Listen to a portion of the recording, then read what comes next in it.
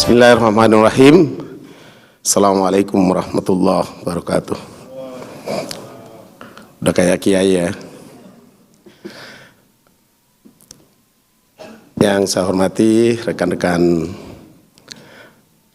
Komisaris Nasre, Pak Komut, dan komisaris yang lain yang hadir pada saat ini, direksi, Pak Dirut, teman-teman dari Basnas, Bapak Ibu sekalian dan hadirin sekalian yang ikut acara silaturahmi Nasre pada kesempatan ini. Hari ini saya didaulat menjadi pengganti Bang Adi, tapi Bang Adinya sudah dekat sebetulnya. Sekitar 15 menit lagi sampai, jadi saya penyambung, begitu Bang Adi datang, saya selesai. Ya. Saya memang sudah ada feeling, makanya saya pakai sal, ya. Pakai kopiah. Tadi saya masuk, saya belum pakai kopiah, saya pegang aja kopiahnya. Udah ada feeling. Kiai itu memang kalau jalan suka dapat feeling. Ini mau apa yang mau terjadi nih, kita udah siapkan. Hadirin sekalian, temannya tadi apa Mbak? Oke, tema kita hari akhlak ini hubungan akhlak dan rizki yang halal. Dan rizki yang halal. Oke. Saya teringat sebuah hadis. Ada sebuah hadis, hadisnya panjang, mudah-mudahan saya masih ingat. Innal halala bainun wal haramu bainun wa bainahuma musabbahatun la ya'lamu katsirun minan nas. Yang halal itu sudah jelas, yang haram juga sudah jelas. Wa bainahuma musabbahatun la ya'lamu katsirun minan nas. Di tengah-tengahnya ada yang haram-haram dikit. Haram atau tidak yang biasa disebut subhat. Wa man ittaqa musabbahati istabra alidini wa irdih. Wa man waqa'a fi subhati kara'in yara haulal hima yusiku ayuakiyahu. Ala wa inna likulli malikin hima, ala wa inna himallahu muharimu. Ala wa inna fil jasadi mudghah. Nah, saya mau ngambil yang terakhir. Ala wa inna fil jasadi mudghah, di dalam segumpal darah, di dalam tubuh manusia ada segumpal darah, mudghah. Idza sholahat sholahal jasadu kulluh wa idza fasadat fasadal jasadu kulluh. Kalau segumpal darah ini masih suka makan yang haram-haram dikit, yang subhat, kata hadis tadi, dia seperti kambing yang makan makanan di pinggir jurang. Dimakanlah pucuk-pucuk itu subhat, tapi akhirnya dia akan terjerumus masuk ke dalamnya. Karena itu kata Nabi, jangankan yang haram seperti riba, kita kebetulan dalam komunitas anti riba, komunitas yang menghindari riba, jangankan yang ribawi, yang subhat saja kata Nabi, jangan kita konsumsi, jangan kita sentuh, karena pada akhirnya kita akan sampai kepada yang haram. Ala wa inna likulli malikin hima, ala wa inna himallahu muharimu. Setiap malik, setiap raja punya larangan, dan larangan Allah apa yang diharamkannya. Ala wa inna fil jasadi mudghah wa idza sholahat sholahal jasadu kullu wa idza fasadat fasadal jasadu kullu. Kalau jasad ini makannya yang halal-halal, maka akan melahirkan anak-anak yang soleh, orang-orang yang profesional, yang gagah kayak Mas Fitris, gagah, profesional. Tapi kalau yang sering kita peroleh dari income maupun yang kita makan itu dari sumber-sumber yang subhat dan haram, maka outputnya juga akan menjadi haram. Kita punya keluarga, tapi keluarga tidak terasa bahagia. Kita banyak duit, tapi duit ini kok rasanya tidak berkah. Kita mendidik anak, tapi anak kok kita sekolahkan selesai malah nganggur. Kita punya keluarga, sepertinya kita didik dengan baik, tapi kok kenapa jadi berantakan? Karena di situ tidak ada keberkahan. Jadi hadirin sekalian, Bapak Ibu sekalian dan teman-teman yang menyaksikan secara online, kalau kita ingin bahagia dunia dan akhirat, maka sumber income kita itu kita pelihara betul, harus berasal dari sumber income yang halal-halal saja. Karena itu akan berdampak pada output daripada keluarga kita, kehidupan kita, anak-anak kita, pendidikan anak-anak kita. Saya punya case, Saya ini kebetulan dengan Pak Komut sama-sama golfer ya. Cuma saya sering kalah sama Pak Komut. Sudah 20 tahun lebih saya golf ya. Saya ketemu di lapangan golf dari yang paling soleh sampai yang paling bahlul. Ketemu saya di lapangan golf. Saya melihat, saya berdiskusi, bincang-bincang, ketawa, ketiwi dengan teman-teman di lapangan golf. Saya menyaksikan bagaimana mereka yang sumber income-nya menurut dia ini haram-haram dikit, ini haram. Atau menurut dia ini sumber-sumber income-ku, alhamdulillah semua yang halal-halal. Saya menyaksikan dari teman-teman yang sumber income-nya halal-halal saja, itu di ujung ketika sudah seusia saya, ya, usia kepala 5 menjelang 60. Tapi golf masih 40-an lah kalau lagi golf. Saya melihat mereka yang income-nya halal-halal itu, yang di lapangan golf juga, yang online kan banyak golfer nih, saya jangan dimarahin. Masih lebih semangat golfnya kalau ada isinya. Itu di akhir usia mereka lebih berkah. Karirnya lebih bagus, rizkinya juga terlihat dari omongan-omongan mereka. Alhamdulillah walaupun tidak terlalu banyak tapi cukup. Cukup itu ya mau umroh cukup, beli rumah cukup, membeli mobil cukup. Nah, itu rizki orang yang halal-halal saja. Sementara sisi lain kawan-kawan saya golfer juga, teman-teman dekat saya yang bahlul-bahlul, yang kita kan biasanya kalau di lapangan golf itu yang kita cerita mulai dari yang halal-halal sampai yang haram-haram yang kita cerita. Yang sering menceritakan sumber-sumber income-nya banyak yang tadi kayak kambing yang makan rumput di pinggir jurang, nyerempet-nyerempet bahaya, yang haram-haram, yang kickback, yang riswah-riswah, yang itu mereka di akhir karir mereka, umumnya saya melihat dengan mata kepala, kalau karirnya enggak berakhir dengan kurang happy, kadang keluarganya tidak terlampau seperti yang diharapkan, kadang di hari tuanya juga untuk ngajak golf aja udah susah. Padahal dulu kalau golf itu dia yang traktir, dia ngajak kemana. Sekarang di hari tuanya dituntut golf aja, pas akhir tolong ya bayarin ya, lagi repot nih sekarang.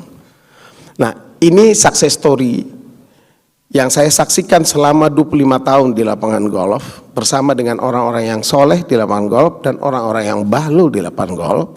Saya menyaksikan berdasarkan hadis tadi bahwa orang yang sumber-sumber income-nya itu baik, dia di akhir karir mereka menjadi orang-orang yang baik. Tetapi orang yang sumber-sumber income-nya yang subhat, haram-haram dikit, apalagi yang haram, pasti di akhir karirnya itu tidak baik. Mudah-mudahan ini bisa memberikan pelajaran buat kita bahwa sumber makanan itu berbanding lurus dengan akhlak kita dan akhlak kita kepada Allah Subhanahu wa taala. Akhlak kita sesama manusia, sesama teman, sesama kolega, dan akhlak kepada Allah Subhanahu wa taala, tingkat keimanan kita. Karena yang kita makan itu yang halal-halal, sehingga kabul apa yang kita minta kepada Allah Subhanahu wa taala. Bang Andi sudah datang? Belum? Oke, saya teruskan. Karena itu saya teringat sebuah hadis Nabi, hadisnya panjang tapi saya narasikan dalam bentuk cerita. Ada seorang sahabat melintas di depan Rasulullah SAW. Terlihat dia soleh betul sahabat ini. Rambutnya panjang seperti orang sufi. Kemudian seorang sahabat Nabi bilang, ya Rasulullah, kasihan sekali sahabat kita ini. Dia bisnis kurma gagal. Dia punya bisnis peternakan gagal. Dia lakukan usaha apa aja nggak pernah berhasil. Mungkin kalau sekarang kita bilang dia ngurusin asuransi nggak berhasil. ngurusin bank syariah nggak berhasil, ngurusin reas juga nggak berhasil. Kenapa ya Nabi? Nabi bilang, bagaimana mungkin dia mau berhasil kalau yang dia makan itu makanan haram, apa yang dia pakai itu dari pakaian yang haram, kendaraan yang dia pakai pun dari hasil yang haram, sehingga doa dia kepada Allah Subhanahu wa taala tidak pernah nyampai doa dia kepada Allah Subhanahu wa taala. Apa yang dia minta tertutup, tidak sampai kepada Allah Subhanahu wa taala. Itulah yang saya katakan bahwa makanan yang halal itu selalu berbanding lurus dengan akhlak kita secara manusiawi dan berbanding lurus dengan akhlak kita kepada Allah Subhanahu wa taala. Kalau yang kita makan yang halal-halal, maka apa yang Bapak minta akan diberikan oleh Allah Subhanahu wa taala. Karena kadang-kadang kita berdoa, kok rasanya saya ini berdoa nggak pernah dikabulkan oleh Allah Subhanahu wa taala.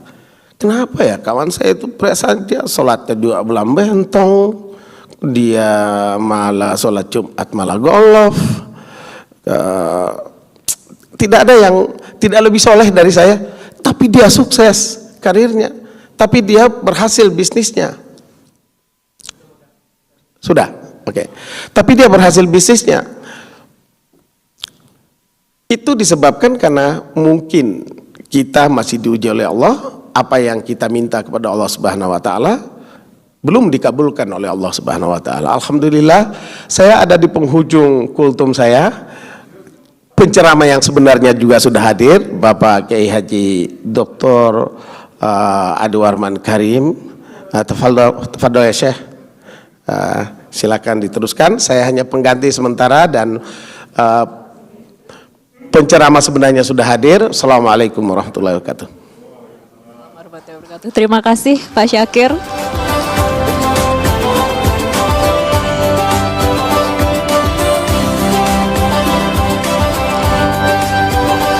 Iya, dan Bapak Ibu hadirin sekalian, kita hampir sampai di acara inti hari ini, yaitu tausiah dan doa yang insya Allah akan disampaikan oleh Bapak Adi Warman Azwar Karim MBA. Beliau adalah Komisaris Utama Bank Syariah Indonesia. Kepada Bapak Adi Warman Azwar Karim MBA, kami persilahkan.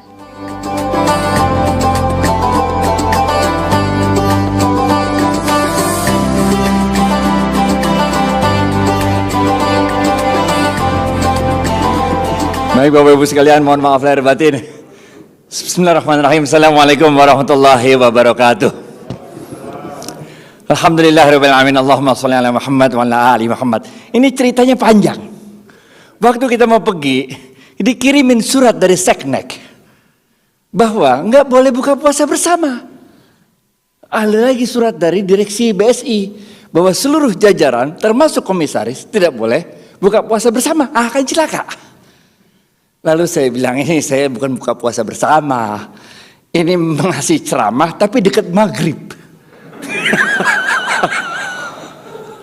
Baik, kita sebentar aja. Bismillahirrahmanirrahim. Alhamdulillahirrahmanirrahim. Allahumma sholli ala Muhammad wa ala ali Muhammad. Seperti biasa, siap-siap kuis ya, kuis. Dapat gocap, kalau bisa dijawab kuis angkat tangan. Oke. Bapak Ibu sekalian, 3 bab doang. Bab 1. Ini bulan yang luar biasa. Nerusin cerita golfnya Pak Syakir. Saya lihatin dari mobil tadi. Ini bulan yang luar biasa. Karena ini adalah bulan yang Rasulullah SAW katakan, siap-siap gocap. Sebuah bulan yang Rasulullah SAW katakan, pintu-pintu sorga dibuka lebar-lebar, pintu-pintu neraka ditutup rapat-rapat, dan setan-setan siapa tuh? Yang mana? Sini, gocap sini. Aduh. Sini, ya Allah, mau dapat duit aja tolak-tolakan. Ya Allah.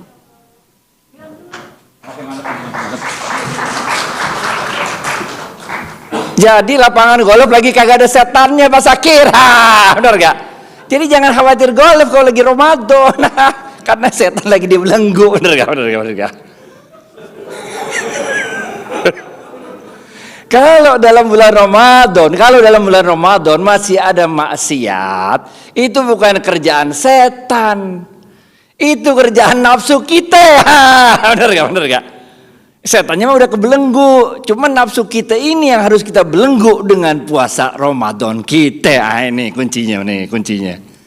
Jadi kalau setan udah dibelenggu, jadi kita ini kayak lagi dimanjakan oleh Allah. Setan dibelenggu supaya kita lebih mudah membelenggu nafsu kita. Namanya juga nafsu, benar gak? Nah, di bulan Ramadan ini adalah bulan yang sangat istimewa. Bukan aja bulan ini adalah bulan yang pintu-pintu sorga dibuka lebar-lebar, pintu neraka ditutup rapat-rapat, dan setan-setan dibelenggu. Tapi siap-siap, gocap, siap-siap. Tapi ini juga adalah sebuah bulan yang sangat istimewa karena di dalamnya ada malam yang khairum min alfi sahrin, lebih baik dari 1000 bulan. Disebut malam gocap. Sini buruan.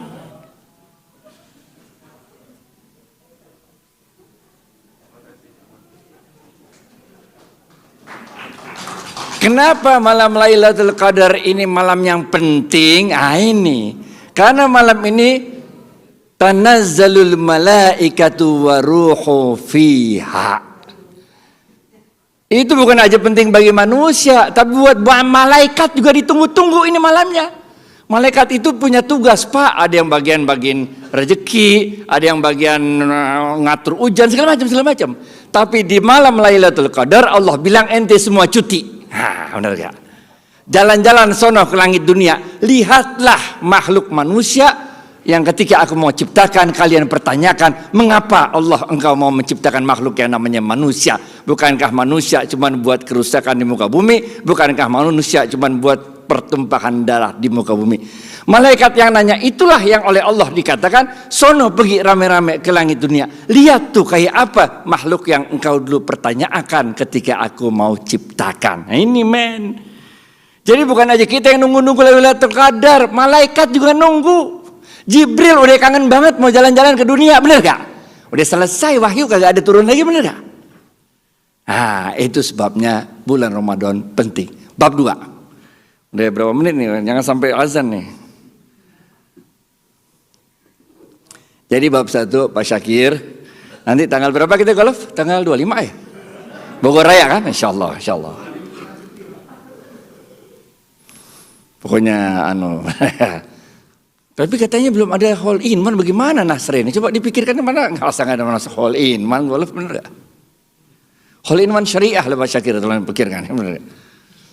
Bab 2. Di dalam bulan Ramadan ini bukan sekedar kita menahan nafsu kita, bukan, itu mah kecil, nggak makan, nggak minum, nggak hubungan sama istri, kecil. Tapi yang lebih penting dari itu adalah bagaimana di bulan ini kita berbagi kepada sesama. Rasulullah SAW bersabda, siap-siap gocap. Yang mana duitnya? Ini. Siap-siap gocap. Siapa? Ente nggak mau? Siapa yang memberikan makan orang untuk berbuka puasa, maka pahalanya sama dengan orang yang gocap sini. Aduh.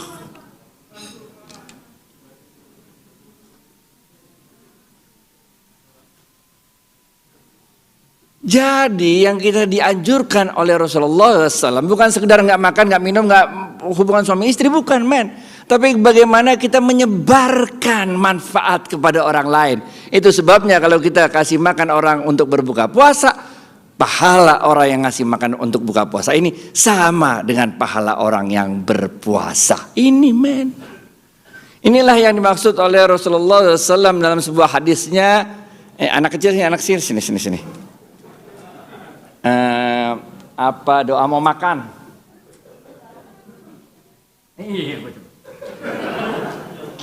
Dari tadi dia kagak pede mau nunjuk, bener gak? Dari tadi kagak pede. Inilah yang disebut oleh Rasulullah SAW dalam hadisnya, khairun nas anfa'uhum. Khairun nas anfa'uhum, nggak boleh 2 kali loh. Khairun nas anfa'uhum. Gua cepu. Ramadan bu. Sebaik-baik manusia adalah yang paling banyak memberikan manfaat pada manusia lainnya. Bukan yang paling banyak rakaat sholat tarawihnya, bukan yang paling sering khataman Qur'annya, bukan yang paling sering umroh Ramadannya, tapi yang paling baik adalah yang paling banyak memberikan manfaat pada manusia lainnya. Ini men, ngerti gak? Itu sebabnya kita diajarkan sebuah doa yang oleh Rasulullah SAW di Indonesia terkenal sebagai doa mau makan. Padahal bukan ini. Ini doa untuk nyari rezeki. Allahumma barik lana fima titik. Ibu belum dapat duit tadi. Gue coba. Allahumma barik lana fima titik. Fima apa?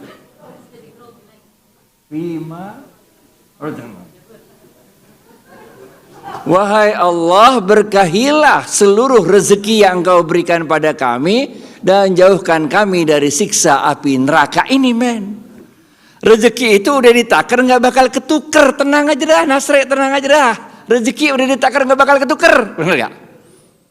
Yang kita cari keberkahannya. Apa makna berkah? Makna berkah ada 4. Pertama, makna berkah adalah suatu amalan yang ketika kita lakukan kita bahagia. Ini ciri-ciri berkah. Yang kedua, bukan kita doang yang berkah, orang lain juga bukan kita doang yang bahagia, orang lain juga bahagia. Nih sih pengertian berkah yang kedua. Pengertian berkah yang ketiga adalah suatu amalan yang kita rasakan manfaatnya. Yang ketiga. Dan yang keempat, pengertian berkah adalah juga memberi manfaat pada orang lain. Kita bahagia, orang lain bahagia. Kita manfaat, orang lain manfaat. Ini namanya berkah. Ini yang kita cari ini. Benar. Nah, itu sebabnya Rasulullah SAW selalu mengingatkan kita, udah jangan ngoyok dah nyari dunia. Benar gak? Udah tenang aja. Waktu itu di zamannya Sayyidina Umar bin Khattab radhiyallahu anhu, ada seorang sahabat yang luar biasa banget lah nyari duitnya itu. Siang malam, wah pokoknya luar biasa. Sampai kemudian Sayyidina Umar bin Khattab radhiyallahu anhu menasihati sahabat ini. Apa kata Sayyidina Umar bin Khattab? Sayyidina Umar bin Khattab mengatakan, don't be too hard to yourself. Hidup jangan ngoyok. Nih bahasa Indonesianya biar gampang dah. Nggak usah ngoyok nyari dunia, nggak usah ngoyok. Benar gak? Because the end game has been decided by God. Because your destiny has been decided by God. Karena hasil akhir dari ikhtiarmu itu telah ditentukan oleh Allah. Karena takdirmu, nasibmu udah ditentukan oleh Allah. What will come to you will come, and what will not come to you will not. Apa-apa yang Allah takdirkan akan menimpa kita, pasti akan menimpa kita. Dan apa-apa yang Allah takdirkan tidak akan menimpa kita, pasti tidak akan menimpa kita. Belum selesai, dikit lagi. Habis waktunya. Bentar lagi, dikit lagi. Belum nih. Umar bin Khattab melanjutkan. And the beauty of life is. Dan indahnya hidup itu, kata Umar bin Khattab, we don't know the end game.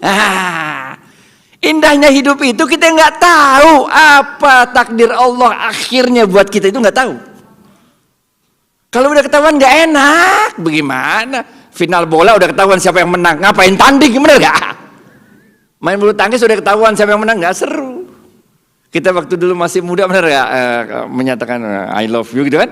Kita kan nggak dak-dikduk, bener gak? Diterima apa enggak, bener gak? Tapi kalau udah tahu itu jodoh kita, ngapain kita? Ya bener, cuek-cuek aja, tenang, ente jodoh gue, bener gak? Ini the beauty of life is, kata Umar bin Khattab, we don't know the end game. Bener gak? Dikit lagi, terakhir nih, Umar bin Khattab mengatakan, and yet, Allah has full authority to change it. Udahlah kita nggak tahu hasil akhirnya kayak apa, Allah punya kuasa penuh untuk merubah takdir kita. Ini main bab 2 nih. Kita kudu usaha terus dah. Jangan nyerah hidup. Baru juga COVID, bener. 2 tahun kita lewatin. Waktu COVID pertama kali kita bingung dengar, COVID setahun, bingung. Ternyata kita lewat. Saya juga udah pernah COVID dulu, alumni COVID tanggal 3 Juli 2021, bener gak? Ya gitulah, OTG bener gak? Jadi habis ya? 5 detik apa 5 menit tuh? Menit tuh. Kok lama bener? Bab 3 terakhir. Bab 3 terakhir. Bab 1 kita udah bahas, bab 2 udah kita bahas, bab 3. Yang namanya hidup emang kayak begini, Bu, tenang aja. Emang ups and downs. Ada yang kaya, ada yang miskin, ada yang lagi lapang, ada yang lagi sempit, ada yang lagi sakit, ada yang sembuh, biasa. Lah kalau kita semua kaya bagaimana? Bener gak? Siapa yang mau jadi pembantu rumah tangga, bener gak? Siapa yang mau jadi supir sama-sama kaya, bener gak? Allah udah ngatur ini supaya dunia jalan. Itu sebabnya Allah mengatakan bab 3, yang penting hidup itu banyak bersyukur. Allah mengatakan dalam Al-Quran, la in syakartum la azidan titik. Gocap. Ini mantep nih. Double job nih, fotografer and nembak jawab. La in syakartum la azidannakum wa la in kafartum inna adzabi lasyadid. Siapa-siapa dari hambaku yang dapat mensyukuri nikmat yang aku berikan padanya, niscaya akan aku tambahkan nikmatku padanya. Tapi siapa-siapa dari hambaku yang aku berikan nikmat padanya dan dia tidak dapat mensyukuri dari nikmat yang aku berikan itu, ketahuilah azabku amat pedih. Ini men. Nggak usah ngeluh-ngeluh, nggak usah percuma. Ngapain ngeluh-ngeluh men? Contohlah, kuis berikutnya. Siapa nama seorang ibu? Siapa nama seorang ibu yang tidak pernah menyerah dalam ikhtiarnya lari-lari cari air bolak-balik antara Safa Marwah? Siapa tuh? Siti Sarah. Masa Sarah kan ibunya si Hajar. Mantap juga nih.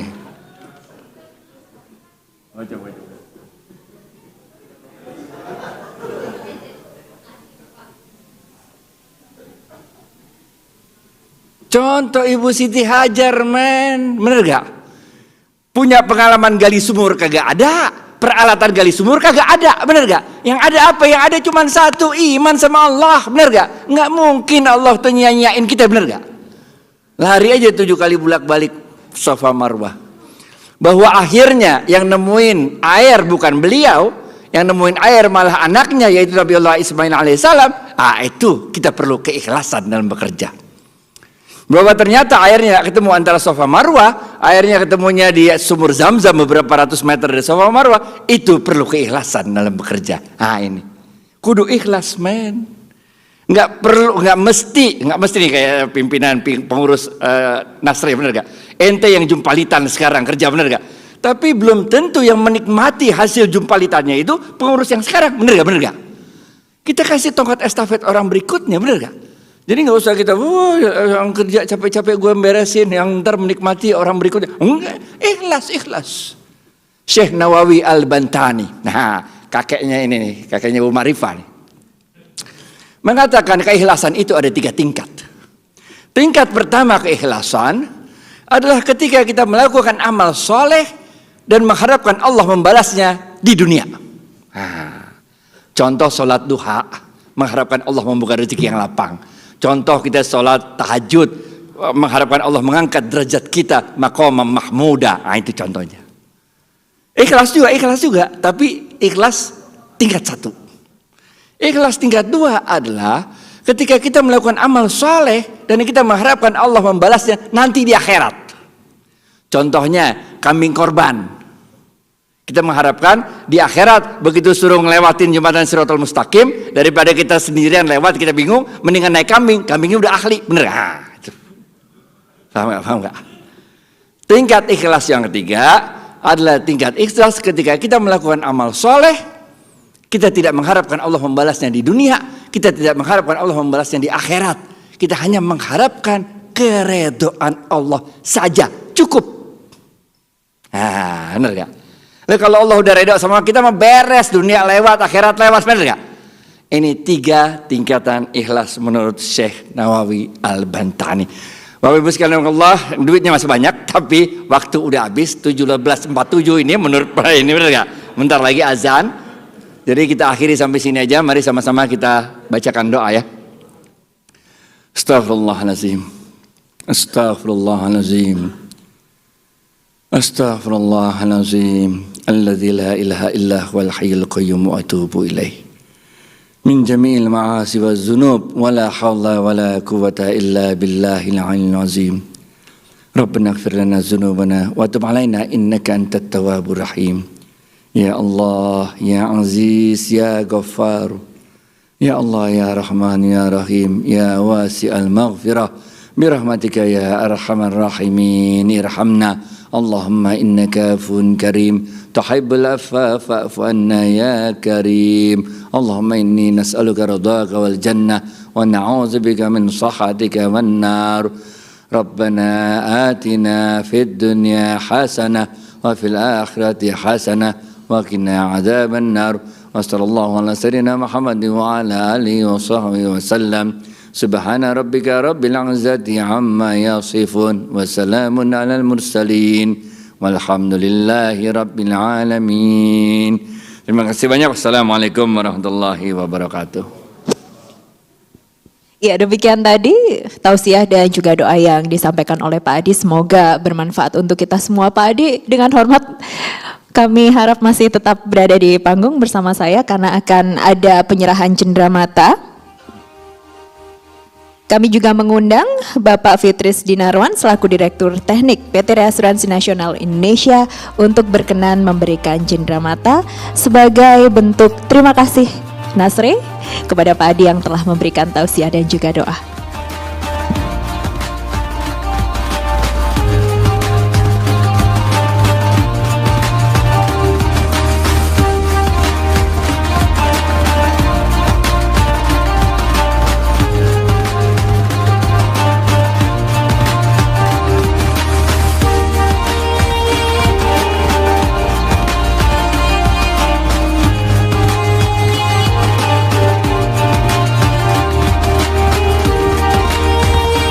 Terima kasih, kami persilahkan untuk kembali ke tempat.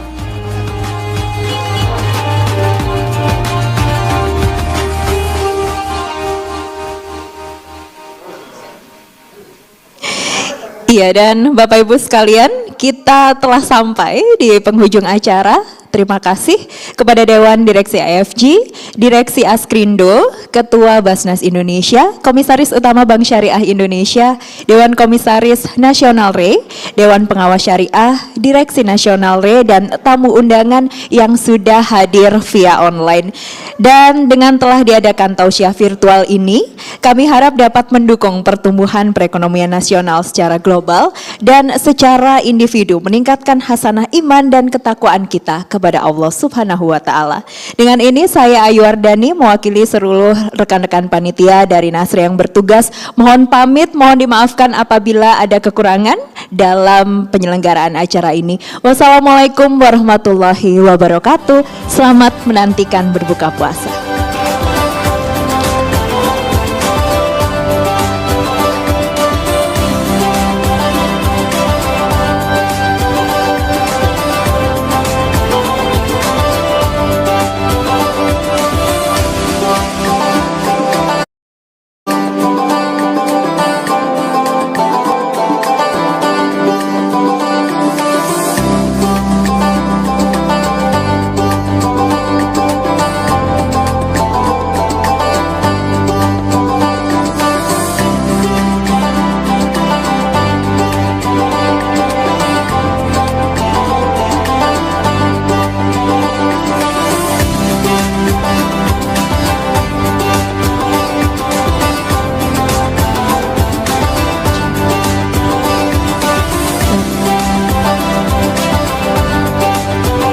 Ya Bapak Ibu, 7 menit lagi karena sekarang masih jam 17.51. Kami persilahkan nanti sekitar 7 menit lagi saat azan berkumandang, kami persilahkan untuk membatalkan buka puasa.